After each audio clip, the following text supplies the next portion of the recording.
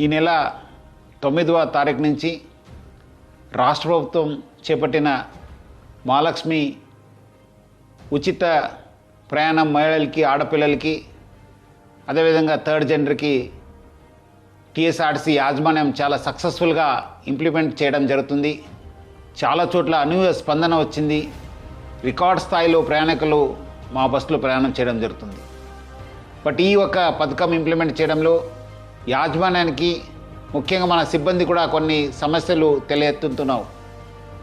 ముఖ్యంగా చాలామంది మహిళలు తక్కువ దూరంకి వెళ్ళే వాళ్ళు కూడా మన ఎక్స్ప్రెస్ బస్సులో ఎక్కి దూర ప్రాంతం వెళ్ళే ప్రయాణికులకి ఇబ్బంది కలిగించే విధంగా ప్రయాణం చేస్తున్నారు.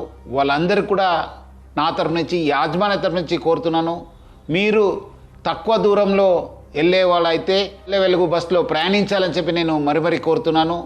అదేవిధంగా కొంతమంది మహిళలు స్టేజ్ కాకుండా మధ్యలో, రోడ్ మధ్యలో ఆపడము, లేదంటే ఎక్కడ కావాలో అక్కడ ఆపండి అని చెప్పి అడుగుతున్నారు. దీనివల్ల కూడా చాలా దూర ప్రాంతంలో వెళ్ళే వాళ్ళు కూడా చాలా ఇబ్బంది కలుగుతుంది.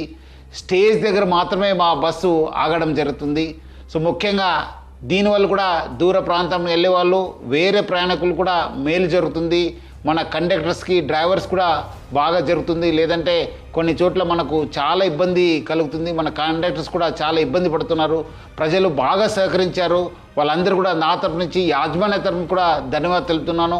వచ్చే రోజు కూడా ఈ ఒక స్కీమ్ని ఇంప్లిమెంట్ చేయడానికి మహిళలు, ఆడపిల్లలు, థర్డ్ జెండర్ వాళ్ళందరూ కూడా సహకరించాలని చెప్పి నేను మరీ యాజమాన్య తరపు నుంచి అందరు కోరుతూ, మహిళా లోకానికి, ఆడపిల్లలకి, థర్డ్ జెండర్ అందరూ కూడా నేను యాజమాన్య తరపు నుంచి కూడా సహకరించేందుకు పేరుగా ధన్యవాదాలు తెలుపుతున్నాను.